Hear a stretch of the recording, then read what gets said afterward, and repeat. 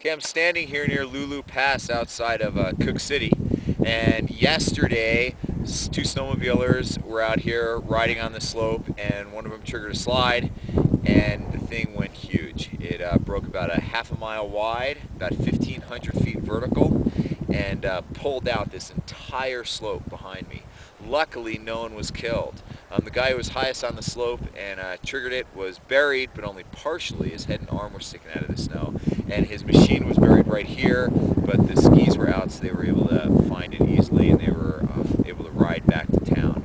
So we've had a lot of new snow here. We've had almost 2 inches of snow water equivalency, adding a few feet of snow. It's a lot of weight that was added in the last few days. The avalanche danger is high, and you need to be careful out here.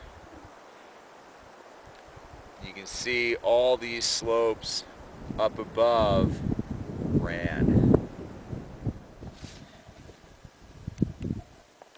So we started skinning across the debris to try and get a feel for how wide this thing was. And right now I'm standing underneath Scotch Bonnet Peak, actually in this huge bowl underneath it.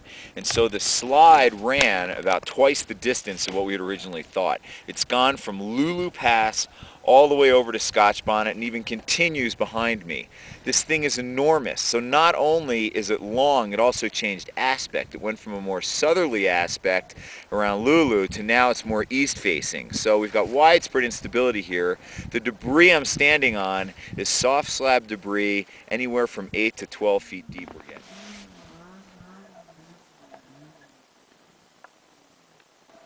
So I'm standing here in a snow pit that we dug on the flanks or the side of the avalanche, and as we were skinning up here on 2 different occasions, we had just absolutely enormous kind of heart-thumping collapses where the whole slope just goes ka-woomph as we collapse that weak layer. What's crazy here is about a week ago I was skiing on dirt, and here I am standing now in a snow pit 6 feet deep.